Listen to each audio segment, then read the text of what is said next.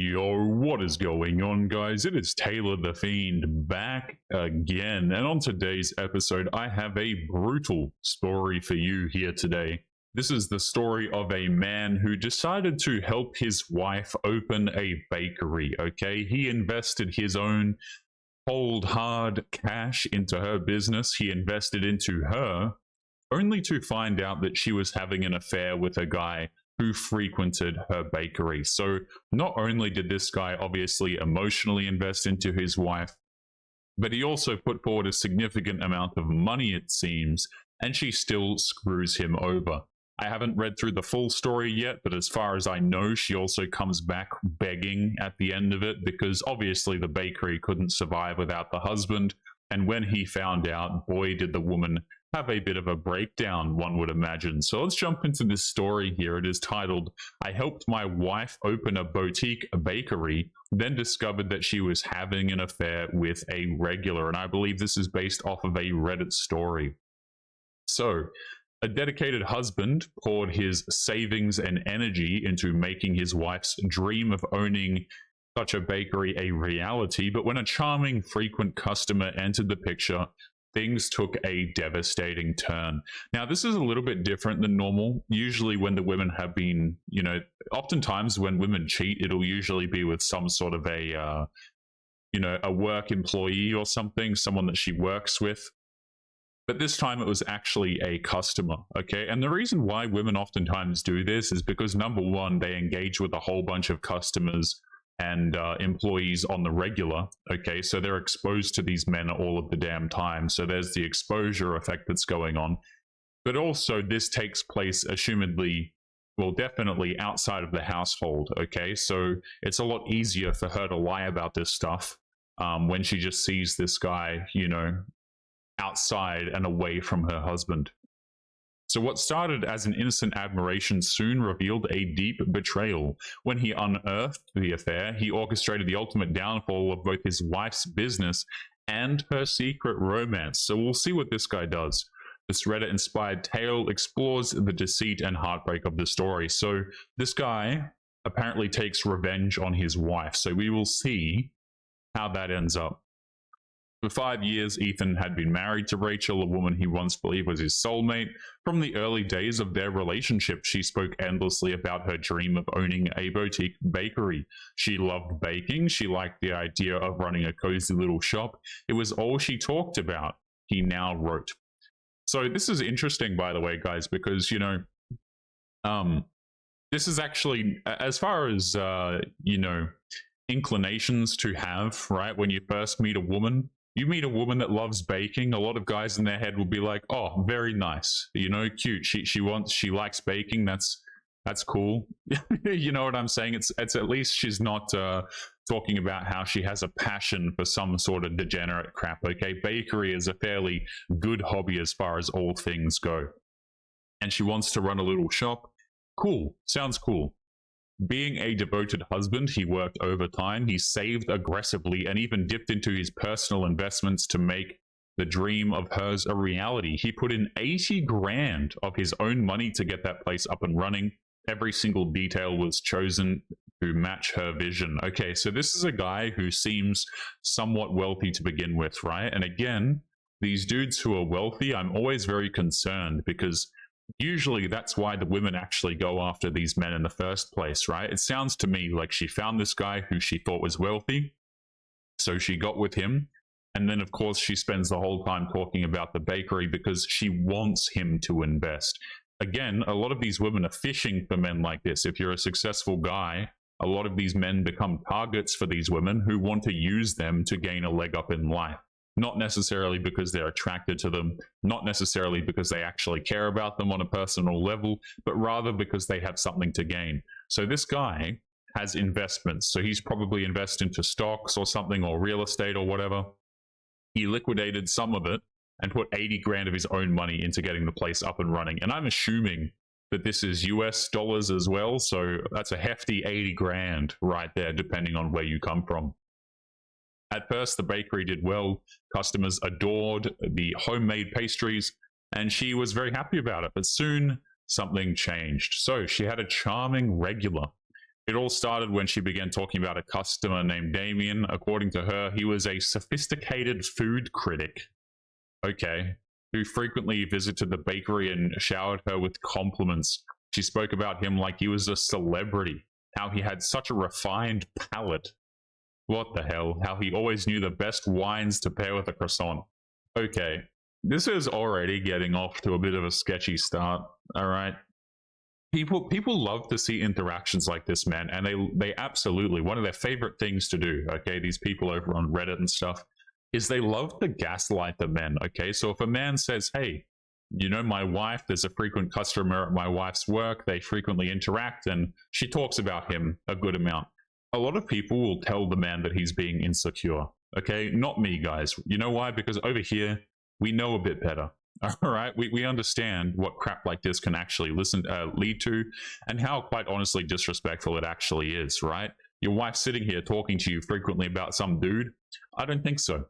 I don't think so. I don't think that's a very wifely thing to do. I think it's weird, man. These people who do this crap in, you know, serious relationships and marriages, is that going and talking excessively about people of the opposite gender, and it's just super weird to me, guys. If people want to have very liberal boundaries in their relationships, I mean, good luck to them, right? I'm always there's a smile on my face whenever we have these people who have like open marriages and open relationships, and of course it blows up in their face, and who could have ever thought that was coming? You know, it's almost like very, very liberal boundaries in relationships are probably not a very good idea. Doesn't seem to hold them together well, but each to their own. At first, Ethan dismissed it as business enthusiasm, he says. Every small business owner appreciates good customer relationships, right? But then he noticed that Damien's name came up in nearly every conversation. It wasn't just a customer anymore. It was, oh, Damien recommended a new French bakery for inspiration, or Damien thinks we should try more exotic flavors. It was too much. Yeah, this is cringe, right? So you've got the wife ranting to this dude, in a lot of their conversations about this guy who frequents her work, right? And he's a food critic. What? Okay. Food critic. The warning signs. Rachel's behavior started shifting. She dressed more elegantly for work, even on slow days. She began working quote-unquote late at the bakery more often, and became defensive when Ethan asked her about her schedule. So this is very quick, man. She's already cheating. You know, I think we all know, okay, what staying late at the bakery means. I think we can all understand what that actually means. And of course, she becomes defensive, dare I say, probably aggressive as well, when he brings this sort of stuff up to her and asks her about her schedule. Then there were the gifts. She came home one evening with this ridiculously expensive bottle of champagne. So this dude's simping out as well. Ethan wrote, when I asked where it came from, she casually said Damien bought it as a token of appreciation. Appreciation for what? Bread? Like, what is this? So she has this bakery, and this dude's bringing her champagne. Oh, hell no, man. This dude, they're like, number one, throw the wife out. She's already cheating. Number two, this dude is actually, it's funny. It truly is funny. So this guy's walking into work, complimenting the wife, probably knows that she's married as well, even if she doesn't mention it. Complimenting her, buying her things. This is just hugely disrespectful. I actually think it's disrespectful to even take the gift in the first place. But hey. So the final straw was one of Rachel's employees let something slip. I was picking up coffee for us when her assistant nervously asked, oh, is Rachel still out with Damien? Ethan's stomach dropped. She had told him that she was handling inventory. Again, I'm pretty sure we all know what handling inventory means. That night, while Rachel slept, Ethan checked her phone. What he found shattered him. She didn't even bother deleting the messages he wrote. They flirted, exchanged inside jokes, and even made fun of how oblivious I was. That is crazy. They had been sneaking off to hotels, meeting up under the excuse of business strategy lunches. Ethan took screenshots, backed up financial records, and prepared for his next move. I think this is always the correct solution to make as a man, right? Is immediately move into protecting yourself, right? Backing up the finances, okay, figuring out what you're going to do there, and preparing to ditch the woman, right?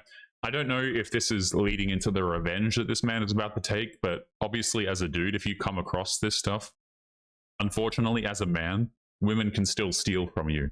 You know, even if they're going out here and committing infidelity, it's very concerning, and men still actually can lose their assets, their possessions, and even their kids. So, you know, always good to get on top of that immediately. Instead of confronting Rachel immediately, he played the long game. Okay, let's see what he did. He reached out to his lawyer and began pulling out of the bakery's financial commitments. The lease, the payroll, the vendors. He handled everything and she had no idea. Then he orchestrated her public humiliation. One busy Saturday, Ethan sent in a process server to hand-deliver divorce papers right in the middle of the bakery's rush hour. The place was packed, and just as Rachel was charming customers, a guy walked in, looked her in the eyes and said loudly, "Rachel, you've been served. What is this?" Customers whispered, employees froze, and Rachel stood there. As she opened the envelope, she turned bright red, left, and didn't come out for the rest of the day. Rachel came home that night in panic. Okay, so check this out. She was crying, begging, gaslighting, you know, saying it was all a misunderstanding, the absolute classic. Then when she saw that he wasn't budging, she flipped to getting angry. She called him vindictive and petty, but Ethan had the final card to play. The bakery's lease was in Ethan's name. The suppliers, all the contracts he managed. With his withdrawal, Rachel was left with a business she could no longer afford. She tried to keep it afloat for a month, but with all of her resources tied to his support, she was drowning. 2 months later, the bakery shut down. So this was all relying on him. It was all under his name, it seemed, right? So he stopped getting the supplies in, he stopped the lease, and there was pretty much nothing she could do after that. She called begging for help. I told her to sell the car. So this guy also bought her a car, man. She called begging for help. I told her to sell the car I bought her. She refused, so I blocked her number. As for Damien, he was never in it for the long haul. A mutual friend told me he vanished the second the bakery started struggling. Apparently, he'd moved to another city for work. Classic. Now single and thriving, Ethan looks back on the betrayal with a newfound sense of relief. I poured everything into making her dream come true, and she repaid me with deceit. But in the end, I got my dignity back, and she lost everything. This is one of the funniest parts of the story as well, is the fact that the men that these women always try and hook up with, guys, it's like these dudes never want anything serious, right? The women are like, oh, you know, he's giving me the compliments, he really cares about me, he's getting me gifts, he's invested, right? I have another handsome simp on the line ready for my next relationship. But the problem is the women actually realized that the men weren't interested in having any sort of commitment with them. And of course, everything falls through. The dudes usually move away, or they don't want anything to do with the woman anymore. And it is very damn funny. But guys, we are going to be leaving today's episode there. As always, don't forget to leave your thoughts and your comments. Make sure you guys take care of yourselves, and I'll be seeing you all in the next one. Peace.